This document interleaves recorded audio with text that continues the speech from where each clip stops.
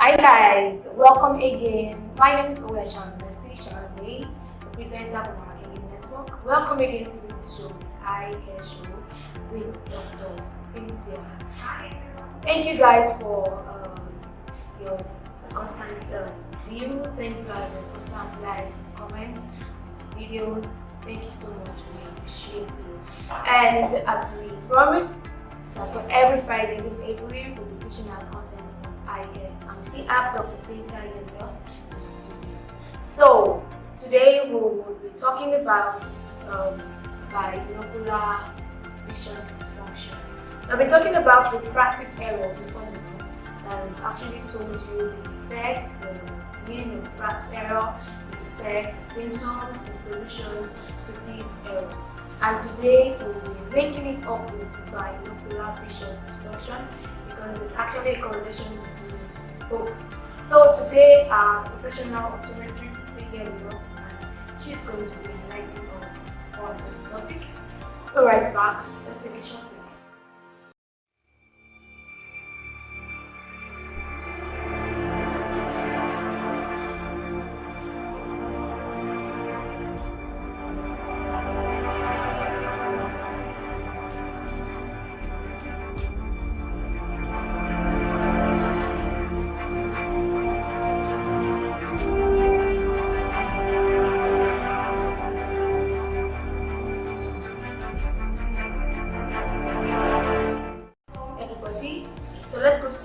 Into what we are here today. My name is Dr. Cynthia. Here in the studio, a professional, like an expert. Yes, she has so many awards to her name. So, Dr. Cynthia, welcome to me. Thank you very much. Alright, so quickly to the questions we have here. What is binocular vision dysfunction? Okay, first of all, I would like to explain what binocular vision is. Now, the eye works as a process. For you to see an image, there must be what we call eye teaming, eye fusion. The two eyes must fuse to see that thing as one. There must be coordination, eye movement, eye focusing, even depth perception, for you to know the extent of that object or of that thing you're seeing. When there is an abnormal binocular vision, it is now termed as binocular vision dysfunction.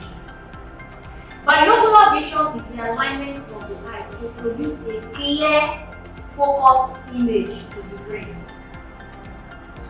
When there is no alignment, there is now a misalignment. The eyes can no longer produce a clear focused image to the brain because one eye will be sending one information, the other eye will be sending one information.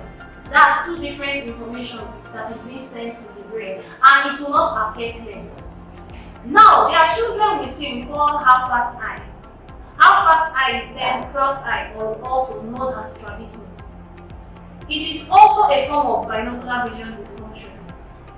If you know what children go through, children with binocular vision dysfunction, if you know what they go through, you will not want to be in their shoes. And a lot of us, in fact, majority of the eye care practitioners, we have shifted our hands away from this particular problem. The reason is because binocular vision dysfunction, the symptoms, they focus as refractive error. The patient might tell you, I'm having headache, I'm having this. They have the same signs and symptoms. They have the same symptoms as refractive error. So you might think that it is a glass thing. Because binocular vision dysfunction, binocular vision on its own has its own separate kind of test that is being carried out, different from the normal routine eye check. Yes, it is a special test.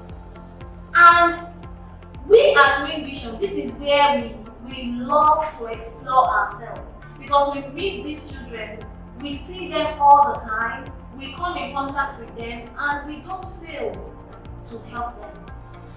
Because this is what we do. we find so much joy in doing that. Children, you see your child telling you, "Daddy, I cannot see. If I am looking at something, I don't know. The thing is doubled. Or, Daddy, if I'm writing, my writing keeps jumping.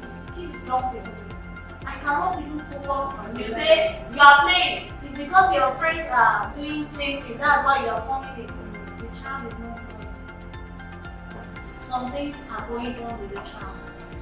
So this is what binocular vision dysfunction is all about. Misalignment of the eyes. When there is misalignment, the brain cannot fuse. They cannot produce a clear, focused image. Wow, that's a lot. So when the eye cannot, when the brain cannot actually get information from the eye, with a team, they must actually work together as a team. So when one eye is bringing something else, another eye is bringing something else, on the same object looking at, then there is one going to stay the discussion. So thank you so much. So now, what are the different causes of this dysfunction? What are the causes? Alright. Now, the causes of binocular vision dysfunction, they are so much. And also, they seem more or less like refractive error. Yes, they seem more or less like refractive error. That's why it is always necessary, especially for children, younger adults. It is always good when they come into your clinic. It's not all about the routine eye test. Take time to find out a lot of things so that you can be able to detect, oh, there's a binocular vision dysfunction in this child. Just that. And be able to do a regimen for them. The causes: near point stress due to prolonged near task.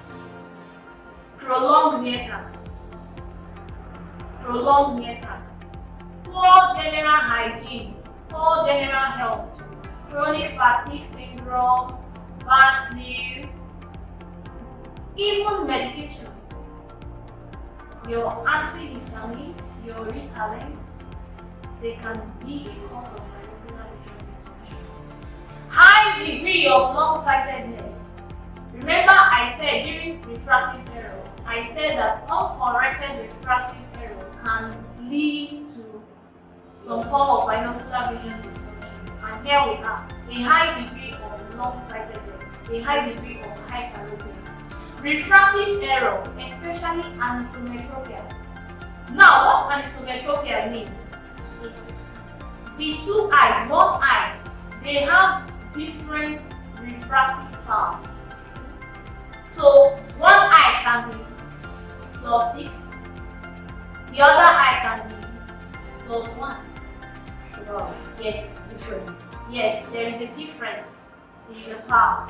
And imagine an eye that is having a +6 and an eye that is having a +1. Oh yes, +6 is greater in power, in strength. Now the eye is seeing one image, but that eye with +6 will be seeing that image larger. And the eye with +1 will be seeing that image smaller.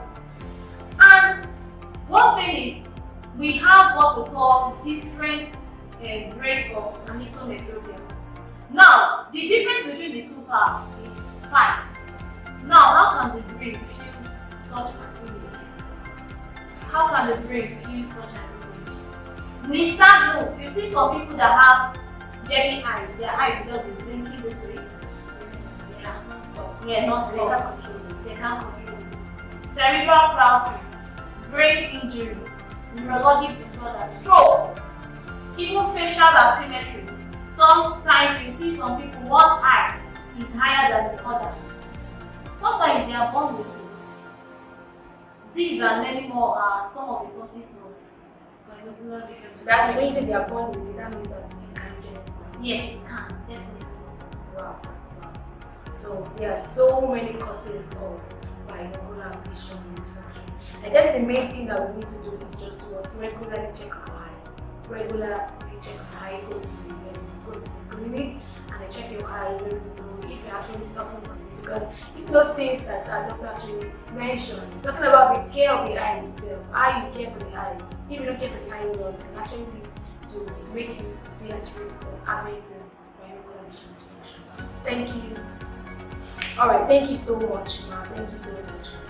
Now, what are then is binocular vision dysfunction dependent? Okay, you mentioned about it being that we've been able to outweigh to care for eyes all the time if we actually can make patterns of binocular vision dysfunction. So, what care of the eyes do you think, or what are you referring to when you care of the eyes? Maybe not being attributes of Binocular vision, I would say, is really dependent on how we care for our eyes. Yes, how we care for our eyes matters, but at the same time, binocular vision dysfunction on its own is more than the mere refraction. It's more than the mere routine eye test that we go out to do the eye test. The reason is because binocular vision dysfunction on its own is one part of optometrists we neglect. And a lot of children, a lot of younger adults are suffering from this thing. And at the end, we give them glasses. But glasses, yes, to some extent, can correct. But treating the underlying factor is the key. So it's not just all about how we care for our eyes, but more still, going for a routine check.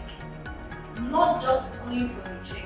Maybe you can tell your doctor, your optometrist, I heard on the screen that Dr. 𝐤𝐴𝐚 was talking about binocular vision dysfunction.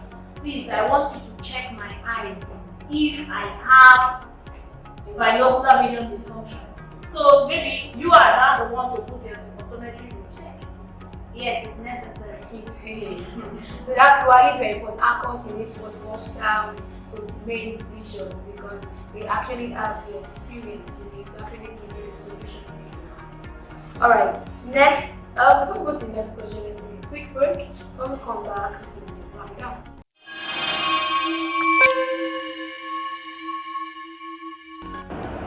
Alright, welcome back again to this episode, and we have a few questions for Dr. 𝐤𝐴𝐚. Okay, my question here is that is binocular vision dysfunction, is it age-bound? Like, is it only selected, or is it only for this kind of people, maybe children, you mentioned children and young adults? Is it only for children and young adults? What about the older? Yes, we always keep mentioning children and younger adults because at this point in our lives, the children and the younger adults, they carry out more of the functions, more of tasks related to near work. You can't expect a man of 60 years to keep reading as much as he was reading when he was 20 years old. Binocular vision dysfunction normally affects children, younger adults. Know that the aged cannot have it.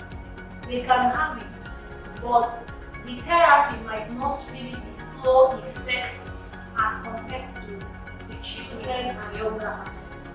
And for children, depending on the age of the child, it has to be if the child is not going for corrective measures, being glasses, the child is not going for refractive surgery, the child is now, the last option will be vision therapy.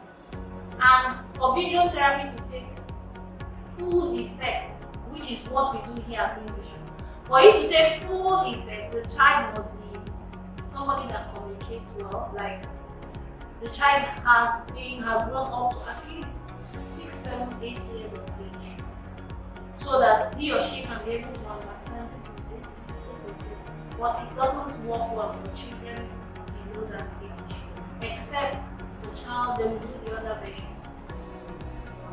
Thank you so much. You heard it yourself. That's actually more. We actually have to focus on this age range because they actually the one that do more activities near work. Alright. Thank you so much, Dr. 𝐤𝐴𝐚, for being with me here this time on this episode of Dr.